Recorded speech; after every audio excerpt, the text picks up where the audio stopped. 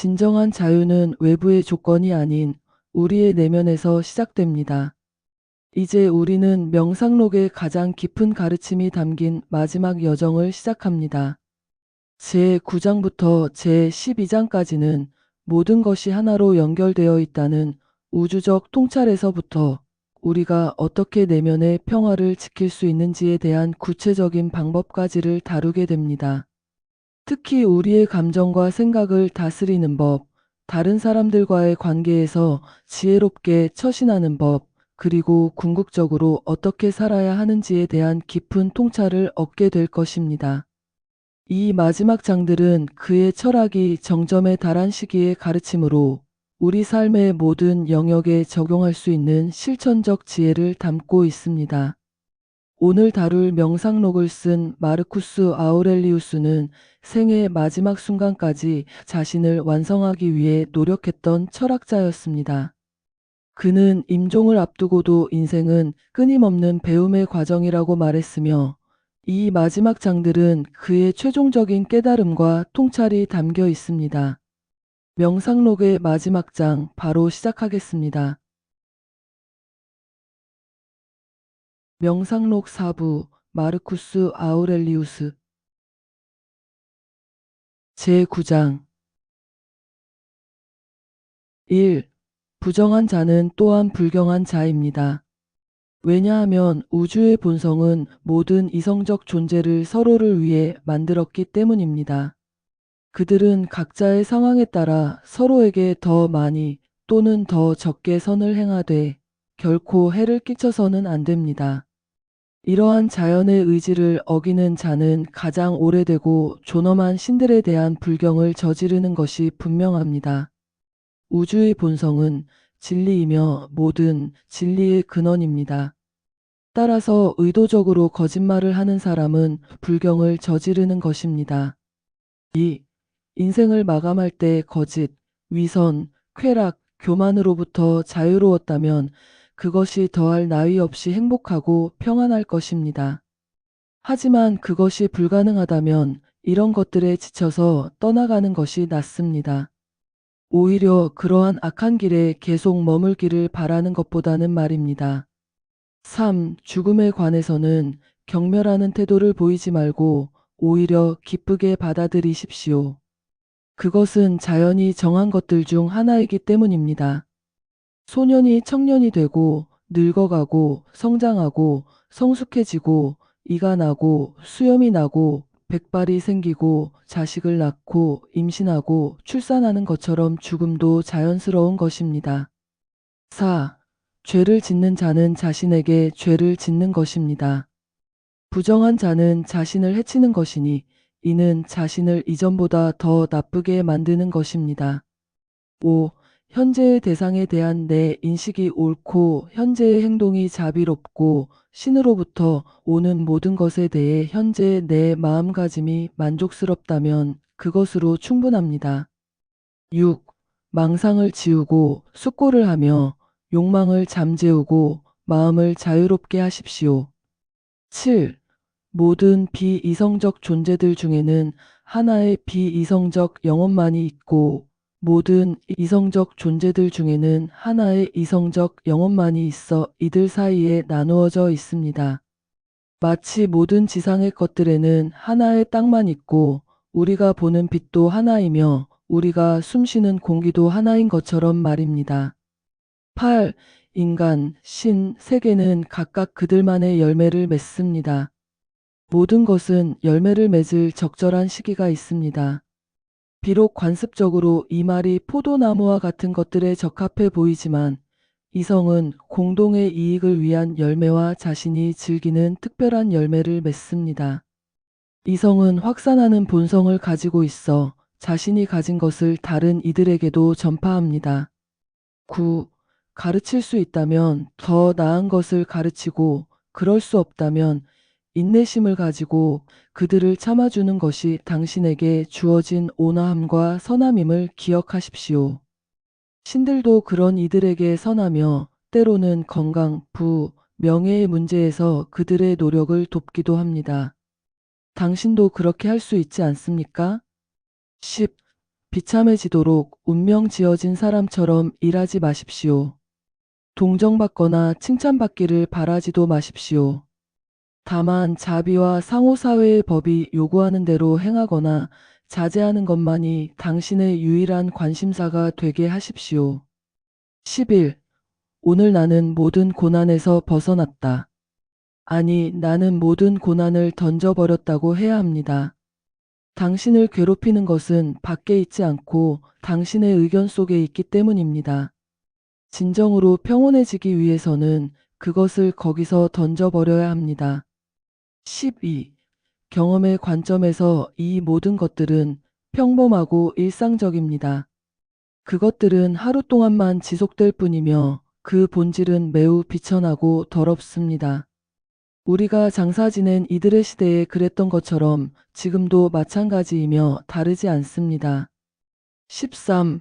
우리에게 영향을 미치는 것들은 문 밖에 서 있을 뿐 자신에 대해 아무것도 모르고 다른 이들에게 자신에 대해 말할 수도 없습니다.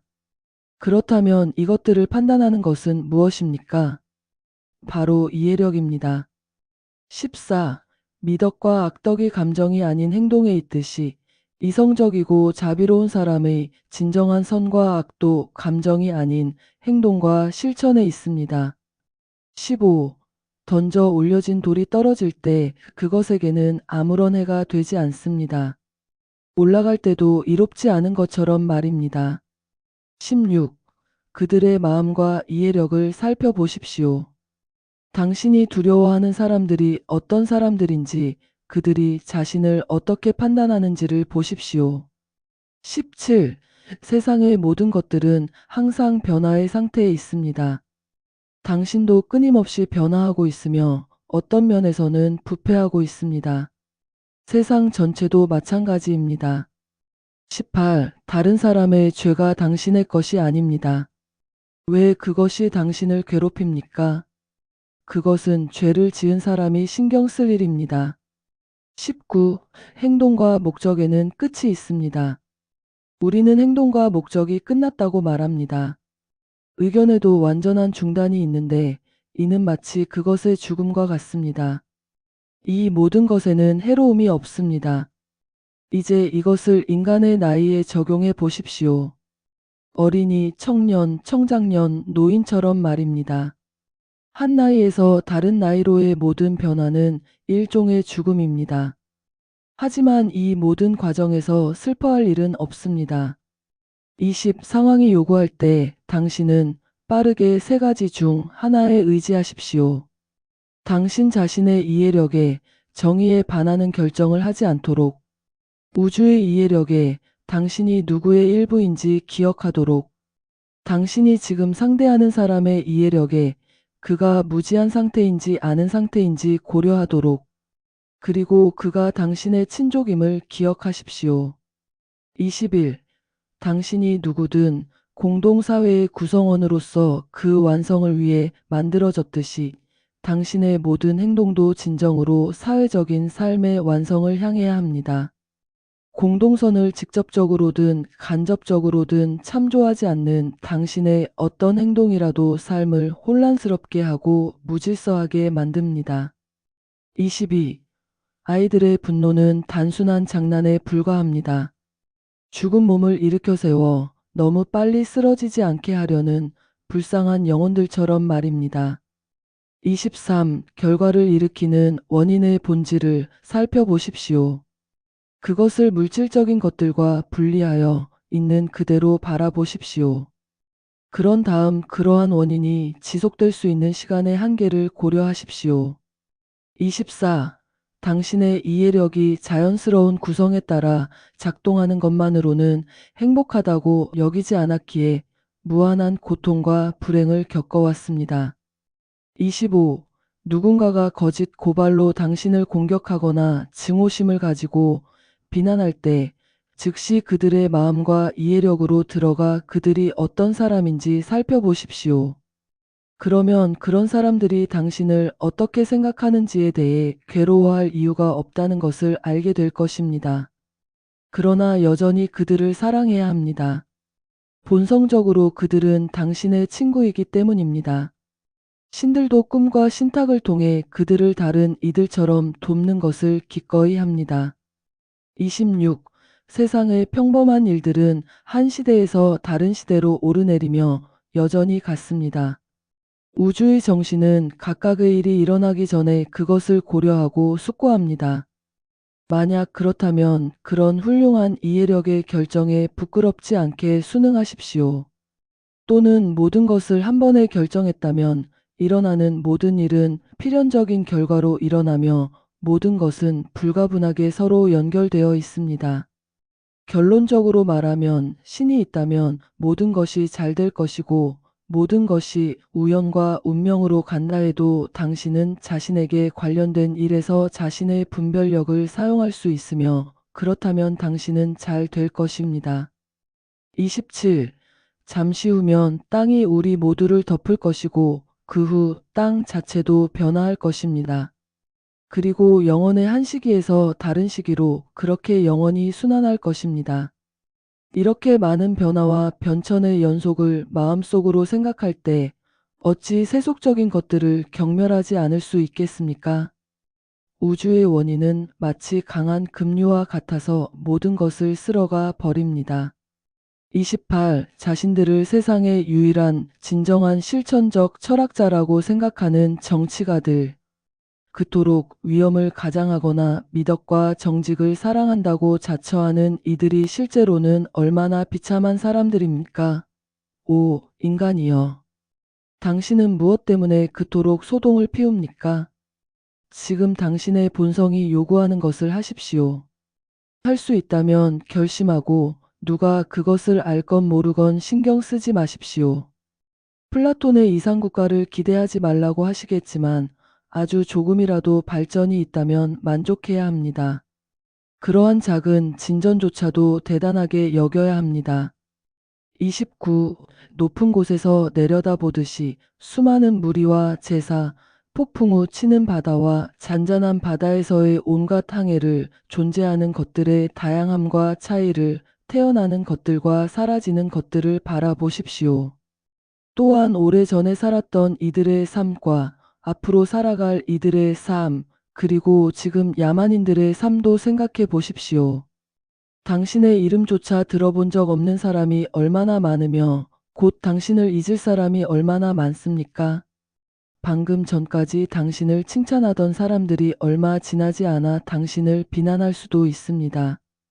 그러므로 명성이나 명예나 이 세상의 그 어떤 것도 그리 중요하지 않습니다. 30. 당신을 괴롭히고 제약하는 많은 것들은 단순한 생각과 의견에 불과하므로 그것들을 잘라내는 것은 당신의 능력 안에 있습니다. 그러면 충분한 여유 공간이 생길 것입니다. 31. 세상 전체를 마음속에 담고 현재 시대의 전체 흐름을 생각하며 각각의 대상이 얼마나 빨리 변화하는지 주목하십시오.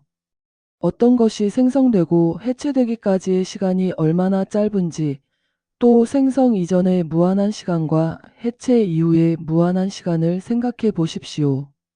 당신이 보는 모든 것은 곧 사라질 것이며 그것들의 변화를 보는 사람들도 곧 사라질 것입니다.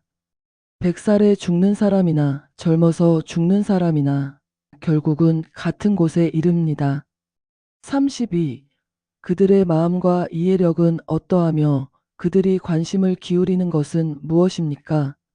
그들은 무엇을 사랑하고 무엇을 미워합니까? 그들의 영혼 상태가 드러나 보이는 것을 상상해 보십시오. 그들이 누군가를 비난할 때는 크게 해를 끼쳤다고 생각하고 누군가를 칭찬하고 찬양할 때는 큰 은혜를 베풀었다고 생각합니다. 이런 생각들이 얼마나 독선과 편견으로 가득 차 있는지요. 33. 손실과 부패는 실제로는 변화와 변형에 불과합니다.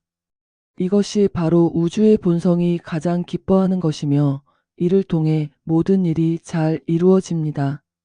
세상의 일은 처음부터 이러했고 영원히 이럴 것입니다. 아니면 모든 것이 처음부터 잘못되어 왔고 영원히 잘못될 것이라고 말하고 싶으신가요? 그렇다면 이토록 오랫동안 세상의 일들을 바로잡을 수 있는 신적인 힘이 없었다는 말입니까? 34. 모든 일상적인 것들이 얼마나 비천하고 부패하기 쉬운지 보십시오. 물, 먼지, 뼈, 그리고 우리 몸을 이루는 모든 불쾌한 것들이 감염되고 부패하기 쉽습니다. 또한 대리석과 같이 높이 평가되고 감탄받는 것들도 결국은 땅의 일부에 불과하며 금과 은도 땅의 찌꺼기일 뿐입니다. 가장 화려한 의복도 양의 털에 불과하고 그 색상도 조개의 피에 불과합니다. 이런 본성을 가진 것이 다른 모든 것들입니다. 당신의 생명 자체도 피의 증발 같은 것이며 이 또한 다른 평범한 것으로 변할 수 있습니다. 35. 이 불평, 이 투덜거림, 이 한탄과 위선이 언제 끝날까요? 무엇이 당신을 괴롭게 합니까? 새로운 일이 일어났습니까? 무엇 때문에 그토록 놀라워합니까? 원인입니까? 아니면 물질입니까? 각각을 따로 살펴보십시오. 이 외에는 아무것도 없습니다. 이제는 신들을 향한 당신의 의무도 더 큰 선함과 단순함으로 이행해야 할 때입니다. 36. 이런 일들을 100년 동안 보는 것이나 3년 동안 보는 것이나 마찬가지입니다. 37. 만약 그가 죄를 지었다면 그것은 그의 해입니다. 하지만 어쩌면 그는 죄를 짓지 않았을 수도 있습니다. 38. 이성의 섭리에 의해 모든 일이 각자에게 일어나거나 아니면 원자들이 모든 것의 원인이라면 에피쿠로스의 견해처럼 삶은 우연한 혼돈에 불과하고 죽음은 단순한 흩어짐에 불과합니다. 그렇다면 왜 자신을 괴롭히십니까? 39. 이성적인 부분에 대해 너는 죽었다. 부패가 너를 잠식했다. 라고 말합니까? 그렇다면 그것도 소나 양처럼 배설물을 만들고 풀을 뜯어 먹습니까? 육체처럼 죽을 운명입니까?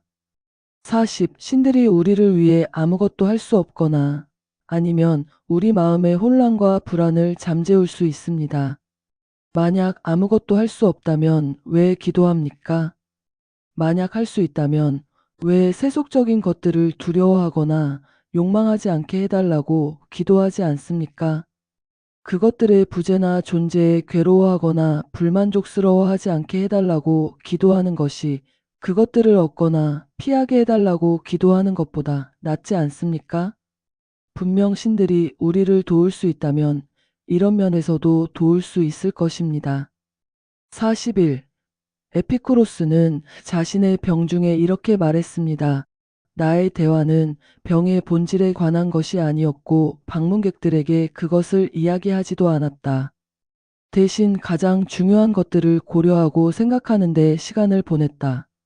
특히 몸의 현재 상태에 자연스럽게 영향을 받는 마음이 어떻게 여전히 평온을 유지하고 자신의 행복을 지킬 수 있는지를 생각했다. 42. 모든 직업과 기술에서 공통된 것은 지금 하고 있는 일과 그것을 하는 도구에만 마음을 집중한다는 것입니다. 43. 누군가의 뻔뻔함에 화가 날 때마다 즉시 자신에게 이렇게 물어보십시오. 세상에 뻔뻔한 사람이 없을 수 있을까? 그것은 불가능하다. 그러므로 불가능한 것을 바라지 마십시오. 이 사람도 세상에 반드시 있어야 할 뻔뻔한 사람들 중 하나입니다. 교활하고 믿을 수 없는 사람들, 그리고 모든 종류의 잘못을 저지르는 사람들에 대해서도 같은 생각을 하십시오. 이들이 세상에 반드시 있어야 한다는 것을 기억하면 각각의 경우에 더 온화해질 수 있을 것입니다. 또한 이것도 유용할 것입니다. 자연이 이런 악덕에 대항하기 위해 어떤 미덕을 인간에게 주었는지 즉시 생각해 보는 것입니다. 예를 들어 배은망덕한 자에 대항하여 선함과 온화함을 해독제로 주었습니다. 어떤 잘못을 저지르는 사람도 자신의 목적에서 벗어나 있으며 확실히 속고 있는 것입니다.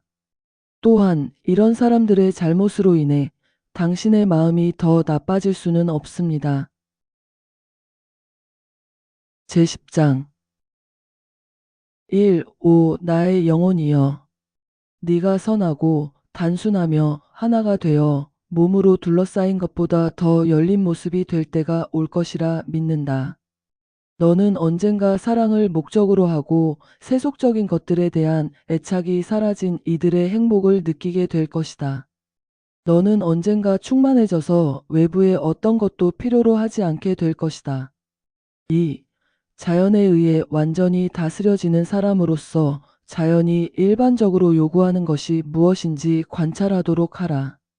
그것을 행한 후 만약 살아있는 감각적 존재로서의 너의 본성이 그로 인해 나빠지지 않는다면 그것을 행할 수 있다.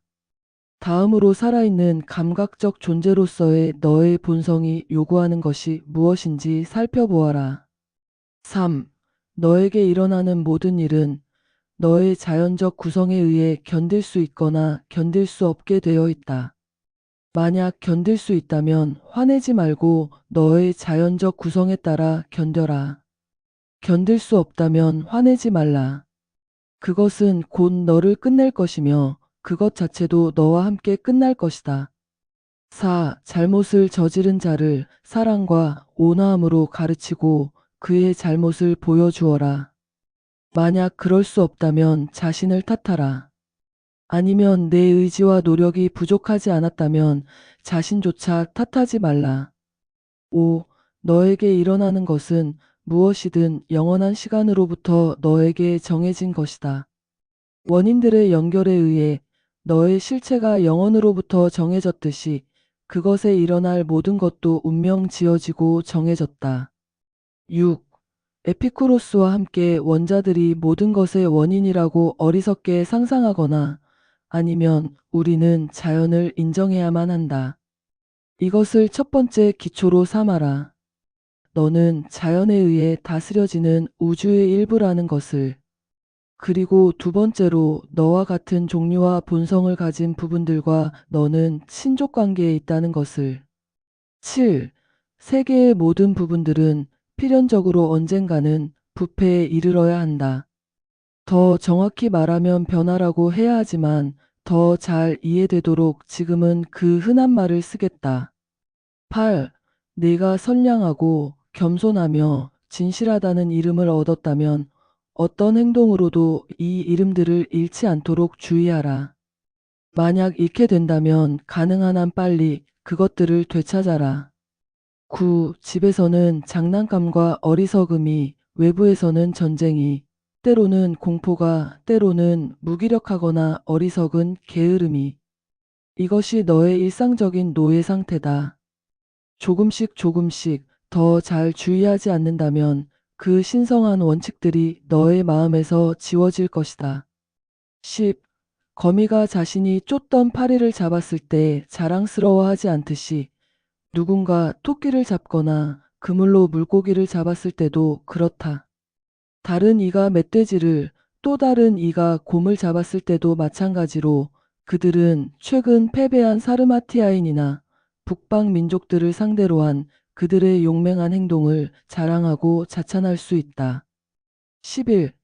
모든 것들의 상호 변화를 명확히 식별하고 표현할 수 있는 특정한 관조의 방법을 찾아 자신에게 적용하라. 이것을 항상 마음에 품고 이 특별한 점에서 철저히 잘 훈련되도록 하라. 진정한 고귀함을 낳는 데는 이보다 더 효과적인 것이 없기 때문이다. 12. 그는 육체의 속박에서 벗어났고 아주 짧은 시간 안에 세상과 작별하고 이 모든 것들을 뒤에 남겨두어야 한다는 것을 깨달았다. 그래서 그는 모든 행동에서 정의로움을, 모든 일어나는 일에서는 공통의 자연을 따르는데 전념했다. 다른 이들이 그에 대해 무엇을 말하거나 생각할지 또는 그에게 무엇을 할지는 전혀 신경 쓰지 않았다. 13. 의심을 품을 필요가 조금이라도 있을까? 미래에 대한 불신과 의심의 생각들이 왜 내 마음을 괴롭혀야 하는가? 지금 해야 할 일을 조사하고 탐구할 수 있다면 그 이상 무엇을 걱정하는가? 14. 느리면서도 빠르고 유쾌하면서도 진지한 것은 무엇인가? 모든 일에서 이성을 안내자로 삼는 사람이다. 15. 아침에 깨어날 때 감정이나 외부 대상이 판단에 영향을 미치기 전에 가장 자유롭고 공정할 때 이런 질문을 자신에게 하라. 올바르고 정의로운 일을 하는 것이 네가 직접 하든 다른 이가 하든 그것이 중요한 문제인가 아닌가. 16. 주는 것이 무엇이든 주고 가져가는 것이 무엇이든 가져가라고 잘 가르침 받고 진정으로 겸손한 자는 말한다. 그는 이것을 고집스럽고 단호한 결심에서가 아니라 순수한 사랑과 겸손한 순종으로 말한다. 17. 마치 외딴 언덕에서 홀로 사는 사람처럼 세상과 모든 세속적인 것들에 무관심하게 살아라. 여기든 저기든 전 세계가 하나의 도시라면 장소는 중요하지 않다. 18. 좋은 사람의 징표와 특성이 무엇인지 더 이상 논쟁이나 담론의 대상으로 삼지 말고 실제로 그런 사람이 되어라. 19. 세계의 일반적인 시대와 시간, 그리고 그것의 전체 실체를 항상 마음속에 떠올려라. 그리고 모든 개별적인 것들이 그 실체에 비하면 가장 작은 씨앗 하나와 같고 그 지속 시간은 절구의 방망이를 한 번 돌리는 것과 같다는 것을 생각하라. 20. 그들의 모든 행동과 생활을 살펴보라. 먹을 때, 잠잘 때, 배설할 때, 성적 행위를 할 때, 또한 그들이 가장 의기양양할 때, 모든 허세와 영광 속에서 또는 화가 나고 불쾌해서 높은 자리에서 꾸짖고 비난할 때를 보라. 얼마 전까지 그들이 얼마나 비천하고 노예 같았는지, 그리고 죽음이 그들을 잡아갈 때 그들의 상태가 어떨지를. 21. 모든 이에게 가장 좋은 것은 공통의 자연이 각자에게 보내는 것이며 그것을 보낼 때가 가장 좋은 때이다. 22. 시인이 말하듯 대지는 종종 비를 갈망하고 영광스러운 하늘도 종종 대지 위에 떨어지기를 바란다. 이는 그들 사이의 상호 사랑을 보여준다. 그리고 나는 말한다. 세계는 일어날 모든 일에 대해 사랑의 애정을 품고 있다고. 23. 너는 이런 종류의 삶을 계속하거나 그것은 내가 오랫동안 익숙해져 왔고 따라서 견딜 만한 것이다. 또는 자발적으로 은퇴하거나 세상을 떠나서 마음의 평화를 얻거나 아니면 내 삶이 끝나서 너의 임무를 마치게 된다. 이 중 하나는 반드시 일어날 것이다. 그러므로 마음을 편히 가져라. 24. 고독과 황무지가 많은 철학자들에 의해 그토록 높이 평가되고 추구되었다는 것을 항상 명백히 알고 있어라. 25. 법은 모든 사람의 주인이다. 따라서 법을 버리는 자는 도망자이다. 또한 슬픔이나 분노, 두려움에 빠진 자도 도망자이다. 그것이 과거나 현재 또는 미래의 일이든 우주의 주인이자 통치자의 뜻이기 때문이다. 26. 씨앗이 자궁에 뿌려진 후 인간은 더 이상 할 일이 없다.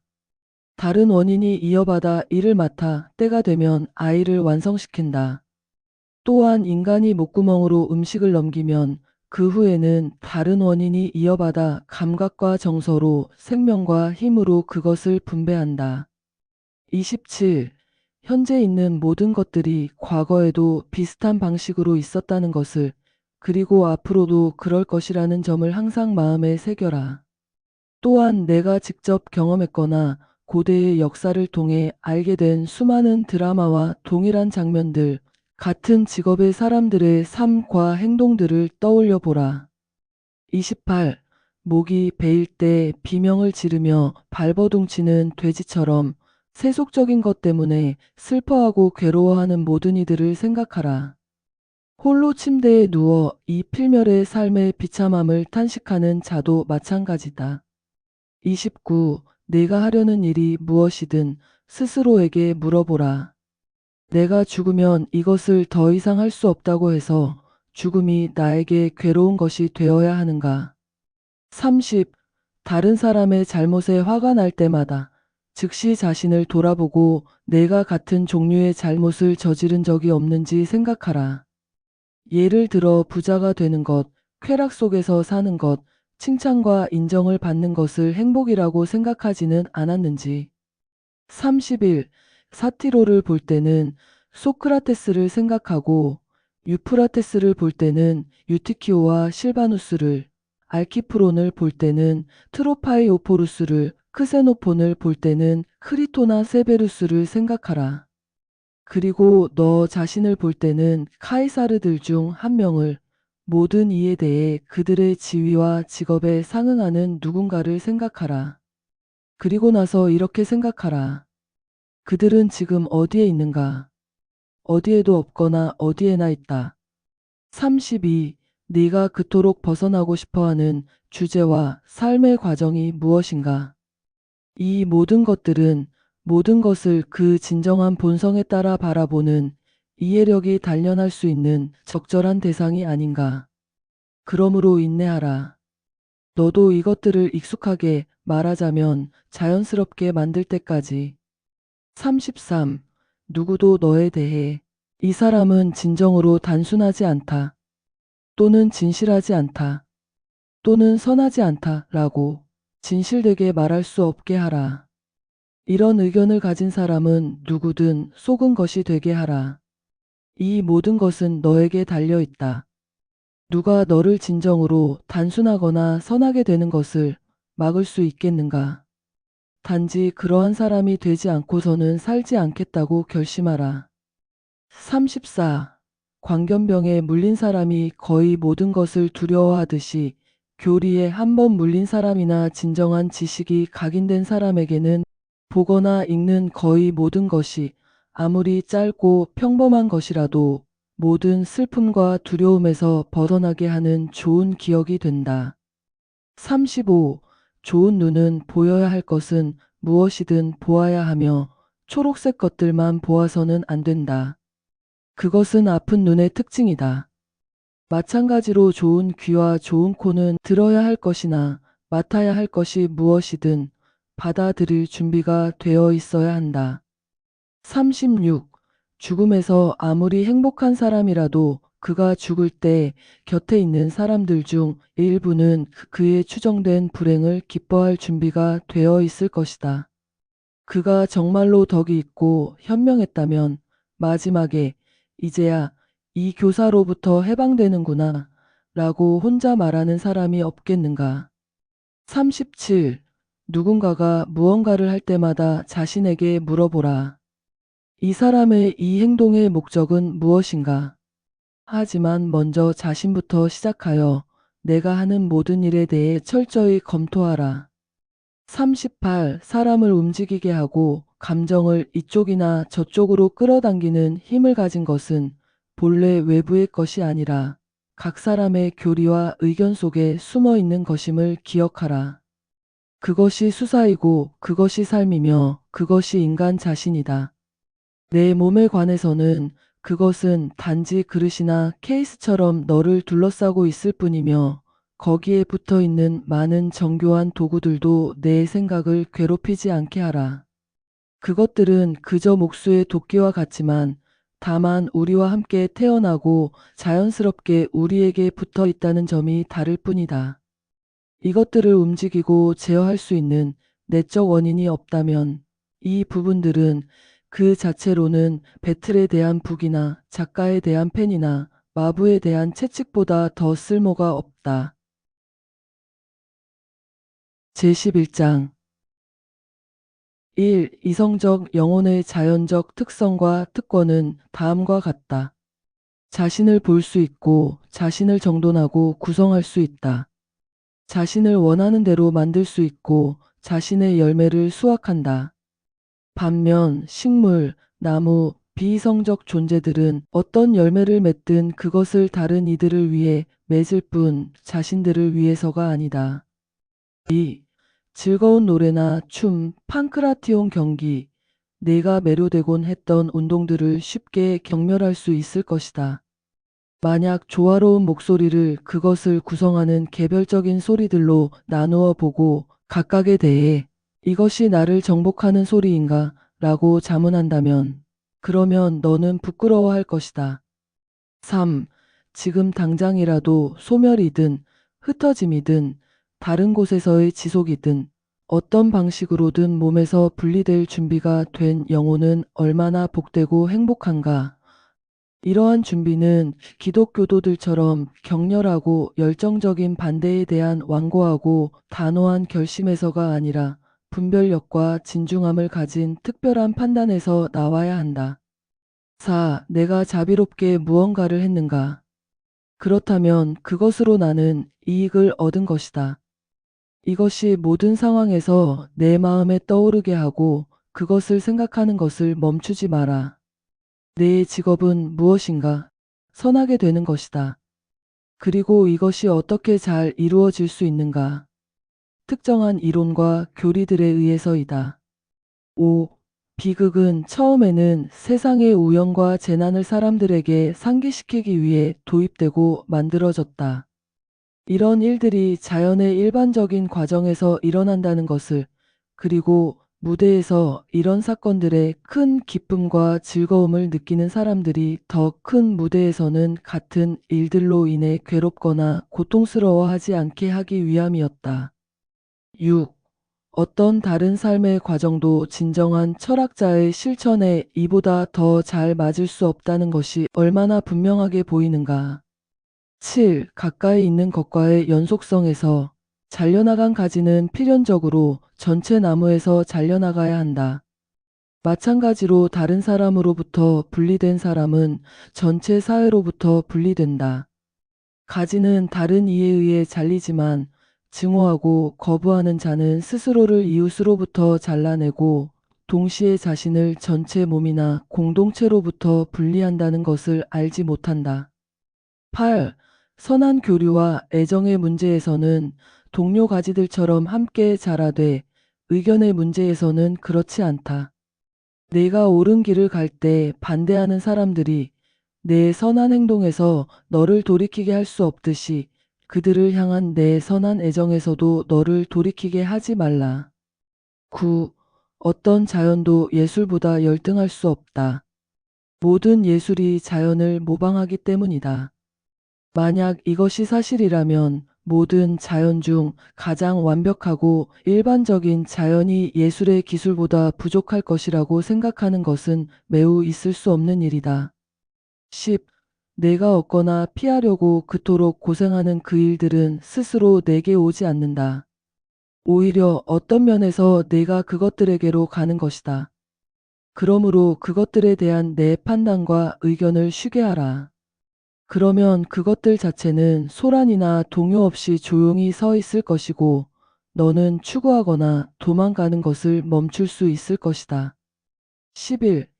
엠페도클레스가 비유한 것처럼 영혼이 구와 같은 모양일 때 그것은 하나의 형태와 모습을 지니고 탐욕스럽게 무언가를 향해 뻗어나가지도 않고 비굴하게 움츠러들거나 납작하게 쓰러지지도 않으며 빛으로 가득 차서 우주의 참된 본성과 자신의 본성을 볼 수 있고 바라볼 수 있다. 12. 누군가 나를 경멸할까? 그것은 그의 일이고 어떤 근거로 그러는지 살펴보게 하라. 나의 할 일은 진정으로 경멸받을 만한 행동이나 말을 하지 않도록 하는 것이다. 누군가 나를 미워할까? 그것도 그의 일이다. 나는 모든 이에게 친절하고 사랑을 베풀 것이며 나를 미워하는 자에게도 그의 잘못을 보여줄 준비가 되어 있다. 13. 사람들은 서로를 경멸하면서도 서로를 기쁘게 하려 한다. 세속적인 허세와 위대함에서 서로를 능가하려 하면서 그들은 자신들의 더 나은 부분에서 서로에게 가장 비천하게 굴복한다. 14. 나는 앞으로 너에게 모든 진정성과 단순함으로 대하기로 결심했다. 라고 말하는 사람은 얼마나 부패하고 진실하지 못한가. 오 인간이여, 그대는 무슨 뜻으로 말하는가? 이런 선언이 무슨 필요가 있는가? 그것은 행동으로 드러날 것이다. 15. 행복하게 사는 것은 영혼의 내적 힘이며 본성적으로 무관한 것들에 대해 무관심할 때 생긴다. 이렇게 되기 위해서는 모든 세속적 대상들을 나누어서도 보고 전체로도 보아야 한다. 16. 모든 것에 대해 그것이 어디서 왔는지, 어떤 것들로 구성되어 있는지, 어떻게 변할 것인지를 고려해야 한다.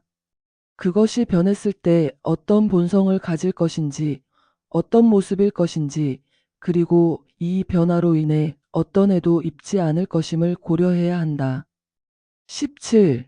네 가지 부류의 마음과 이해력의 성향이 있으니 이를 주의 깊게 관찰해야 한다. 그리고 이것들을 발견할 때마다 각각에 대해 자신에게 말하며 바로잡아야 한다. 이 상상은 필요하지 않다. 이것은 자비롭지 않다. 이것은 다른 사람의 노예나 도구처럼 말하는 것이다. 18. 비록 내 안의 공기나 불의 부분이 본성적으로는 위로 향하지만 우주의 질서에 따라 이 혼합된 몸 안에 머문다. 마찬가지로 내 안의 흙이나 습한 것도 본성적으로는 아래로 향하지만 그 본성에 반하여 위로 올라가 서 있거나 일관성을 유지한다. 19. 평생 동안 하나이며 같은 일반적 목적을 가지지 않은 사람은 항상 한 사람으로 있을 수 없다. 하지만 이것만으로는 충분하지 않고 이 일반적 목적이 무엇이어야 하는지도 덧붙여야 한다. 20. 시골 쥐와 도시 쥐의 우화를 기억하라. 그리고 이것이 어떤 공포와 두려움에 빠졌는지를. 21. 소크라테스는 사람들의 일반적인 관념과 의견을 세상의 공포라고 부르곤 했다. 어리석은 아이들의 적절한 공포라고. 22. 라케다이몬 사람들은 공공행사에서 외국인들을 위해 그늘진 곳에 좌석을 마련했지만 자신들은 아무 곳에나 앉았다. 23. 소크라테스가 페르디카스에게 왜 자신을 방문하지 않느냐는 질문에 답하기를 가장 나쁜 죽음을 맞지 않기 위해서입니다. 즉, 내게 베풀어진 선행에 보답할 수 없는 죽음을 말입니다. 24. 에페소스의 고대 신비 문자에는 항상 고대의 현자들 중 한 명을 마음에 두어야 한다는 항목이 있었다. 25. 피타고라스 학파는 아침 일찍 하늘을 올려다보는 것을 첫 번째 일로 삼았다. 변함없이 자신의 임무를 수행하는 이들을 상기하고 질서와 순수함, 벌거벗은 단순함을 떠올리기 위해서였다. 어떤 별이나 행성도 그 앞에 덮개를 두지 않기 때문이다. 26. 소크라테스가 어떤 모습이었는지 보라. 그의 아내 크산티페가 그의 옷을 가져가 밖으로 나갔을 때 가죽을 두르고 있어야 했던 그의 모습을, 그리고 그가 부끄러워하며 그를 존경하는 마음에서 그런 차림의 그를 보고 물러난 동료들과 친구들에게 한 말을. 27. 글쓰기나 읽기에서도 네가 그것을 하기 전에 배워야만 하듯이 삶의 문제에서는 더욱 그러하다. 너는 감각과 야만적인 감정의 단순한 노예로 태어났으며 가르침이 없이는 모든 진정한 지식과 건전한 이성이 결핍되어 있다. 28. 내 마음이 내 안에서 미소 지었다. 그들은 덕 자체도 끔찍하고 모욕적인 말로 비난할 것이다. 29. 겨울에 무화과를 갈망하는 사람들처럼 아이들이 주어지기 전에 아이들을 갈망하는 사람들도 그러하다. 30. 아버지가 자신의 아이에게 입맞출 때마다 에픽테토스가 말하길 그는 마음속으로 내일 아마도 죽을지도 모른다고 말해야 한다. 하지만 이 말들은 불길하다. 자연적인 것을 의미하는 말은 불길하지 않다고 그가 말했다. 포도가 익었을 때 그것을 따는 것보다 더 불길하지 않다. 푸른 포도, 익은 포도, 말린 포도나 건포도. 이처럼 한 가지 것의 많은 변화와 변형이 완전히 없는 것이 되는 것이 아니라 오히려 여러 가지 변화와 변형을 거쳐 전혀 존재하지 않는 것이 아닌 아직 존재하지 않는 것이 되는 것이다. 31. 자유의지에는 도둑이나 강도가 없다. 에픽테토스의 말이다. 그의 말에 따르면 우리는 동의하는 특정한 기술과 방법을 찾아야 하고 우리 마음의 성향을 항상 큰 주의와 경계심을 가지고 관찰해야 한다. 그래서 그것들이 항상 적절한 자제와 보류를 가지고 항상 자비롭고 현재의 모든 대상의 진정한 가치에 따르도록 해야 한다.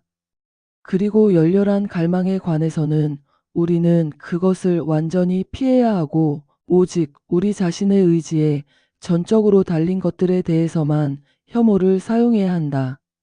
우리의 모든 다툼과 갈등이 일상적인 사소한 문제들에 관한 것이 아니라 대중과 함께 미치거나 철학의 도움으로 현명하고 절제된 사람이 될 것인가에 관한 것임을 믿으라고 그는 말했다. 32. 소크라테스가 말했다. 너희는 무엇을 원하느냐? 이성적인 존재의 영혼인가? 비이성적인 존재의 영혼인가? 이성적인 존재의 영혼입니다. 건전하고 완벽한 이성을 가진 자들의 것인가? 아니면 타락하고 손상된 이성을 가진 자들의 것인가? 건전하고 완벽한 이성을 가진 자들의 것입니다. 그렇다면 왜 그것들을 위해 노력하지 않는가? 우리는 이미 그것들을 가지고 있기 때문입니다. 그렇다면 왜 너희들은 서로 다투고 경쟁하는가? 제12장 1. 앞으로 네가 열망하는 것은 무엇이든 지금 이미 누리고 소유할 수 있다.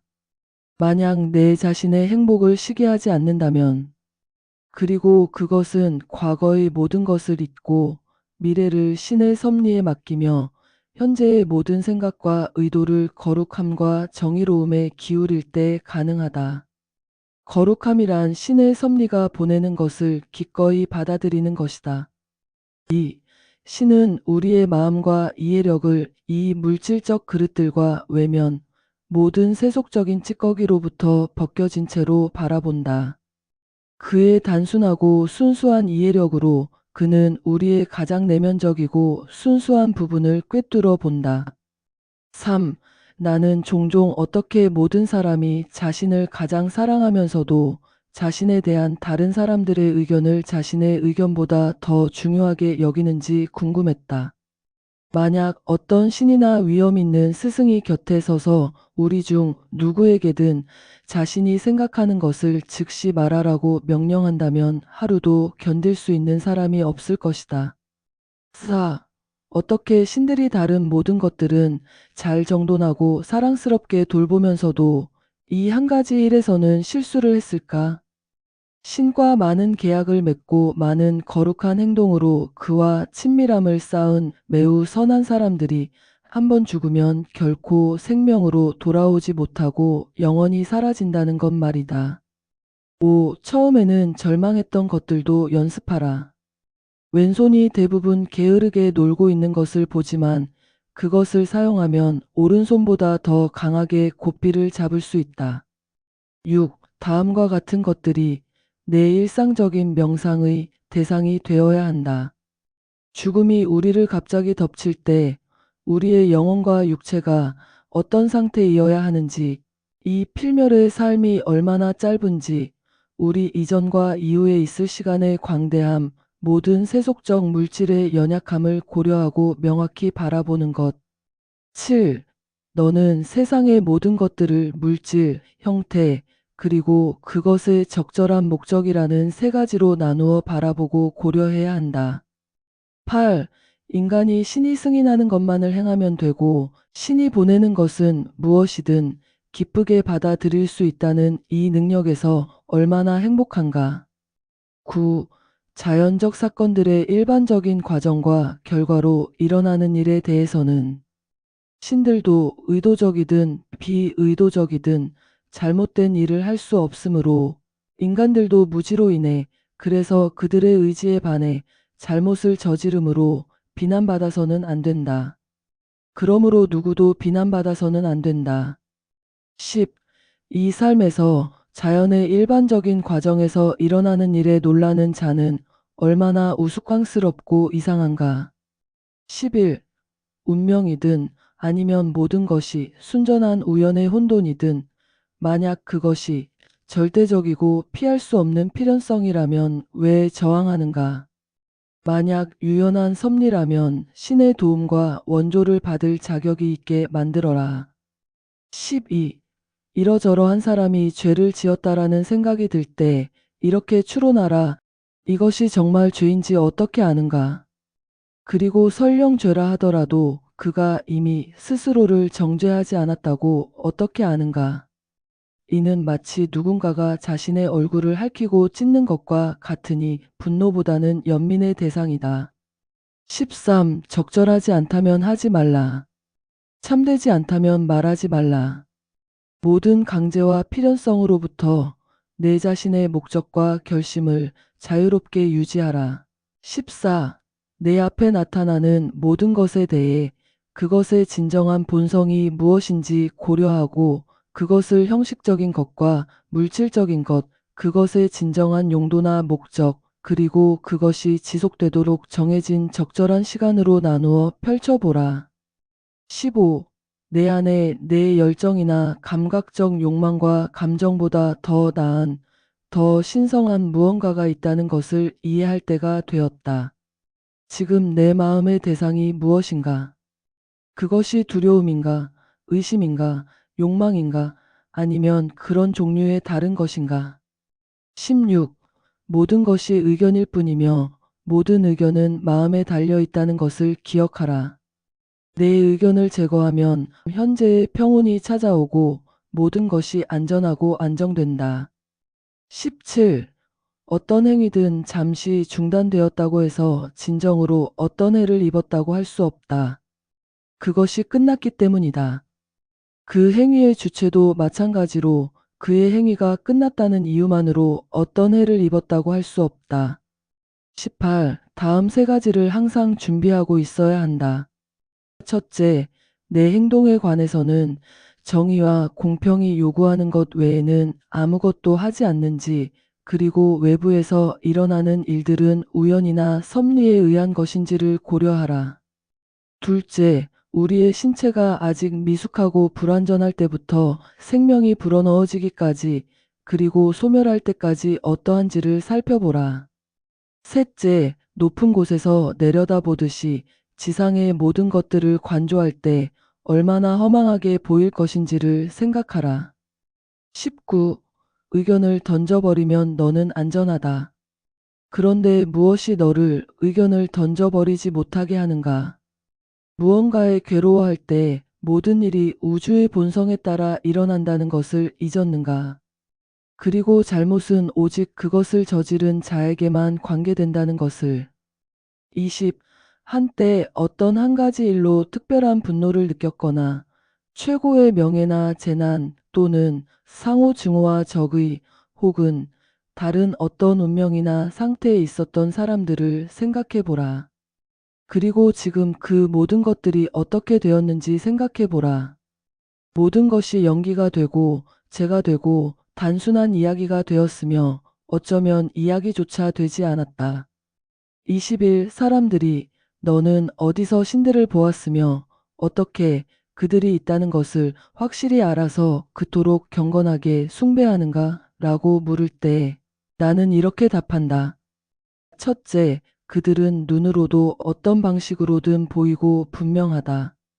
둘째, 나는 내 자신의 영혼도 본 적이 없지만 그것을 존중하고 공경한다. 22. 삶의 행복은 모든 것의 진정한 본성을 철저히 아는 데 있다. 무엇이 그것의 물질이고 무엇이 그것의 형태인지 온 마음과 영혼을 다해 정의로운 것을 행하고 진실을 말하는 것이다. 23.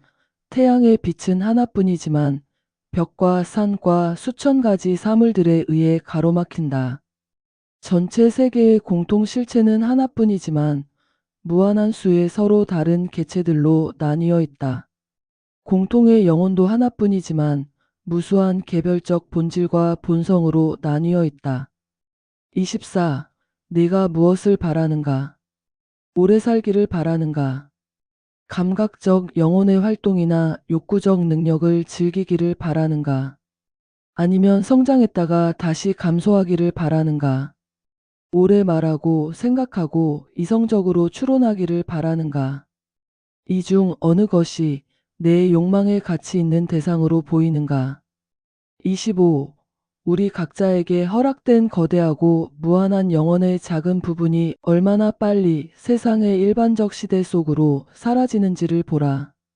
공통의 실체와 공통의 영혼에서 우리에게 할당된 것이 얼마나 작은 부분인지, 전체 지구의 얼마나 작은 흙덩어리 위에서 기어다니고 있는지를. 26. 내 이해력의 현재 상태는 어떠한가? 실로 여기에 모든 것이 달려 있다. 다른 모든 것들은 내 의지의 범위를 벗어나 있다. 그리고 내 의지의 범위를 벗어난 것들은 내게는 죽은 것이나 다름없으며 말하자면 단순한 연기와 같다. 27. 사람을 죽음의 경멸로 이끄는 데는 이것이 특히 효과적이다. 쾌락을 행복으로, 고통을 불행으로 여긴 사람들조차도 많은 경우 죽음을 경멸했다는 점이다. 오 인간이여, 너는 이 위대한 도시인 세계의 시민으로서 살아왔다. 몇 년을 살았든 그것이 너에게 무슨 상관인가? 도시의 법과 질서가 요구하는 만큼 살았음이 분명하다. 이는 모두의 공통된 위안이 될 수 있다. 그렇다면 너를 이 세상에 데려온 바로 그 자연이 이제 너를 내보내는 것이 왜 괴로운가? 마치 프라이토르가 잠시 연기하도록 데려왔던 배우를 공정하게 무대에서 물러나게 하는 것과 같다. 하지만 너는 연극은 아직 끝나지 않았다. 새 막만 연기했을 뿐이다. 라고 말한다. 잘 말했다. 삶에서 새 막이 전체 연극이기 때문이다. 각자의 연기 시간을 정하는 것은 처음에 너를 구성했던 이에게만 속하며 지금은 너의 해체를 일으키는 원인이 되었다. 너 자신에게는 둘 다 관계가 없다. 그러므로 기쁘고 만족스럽게 가라. 너를 보내는 이도 그렇게 하기 때문이다. 우리는 지금까지 인간의 본질과 우주의 법칙, 그리고 진정한 자유가 무엇인지에 대해 깊이 있게 살펴보았습니다.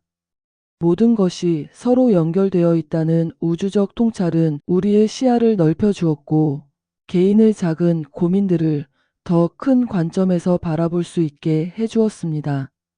특히 우리의 감정과 생각을 다스리는 방법에 대한 실천적 가르침은 현대를 살아가는 우리에게 매우 귀중한 지침이 될 것입니다. 이러한 통찰들은 우리의 일상을 완전히 바꿀 수 있는 잠재력을 가지고 있습니다. 마르쿠스 아우렐리우스는 권력의 최정점에 있으면서도 끊임없이 자신을 돌아보고 성찰했습니다. 그의 이러한 모습은 우리에게 큰 가르침을 줍니다.